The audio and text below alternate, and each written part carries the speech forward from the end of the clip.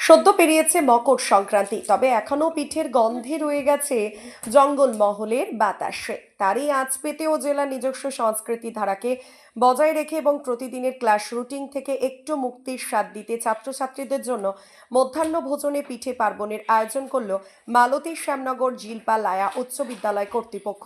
সোমবার ২৯শে জানুয়ারি বিদ্যালয়ের mid day meal চত্বরে তাই মিড ডে মিল কর্মীদের সাথে সমান তালে হাত মেলালো বিদ্যালয়ের বিভিন্ন শ্রেণীর ছাত্রীরা। সঙ্গে উপস্থিত থাকলেন বিদ্যালয়ের প্রধান শিক্ষক সহ ও অন্যান্য শিক্ষক শিক্ষিকারা।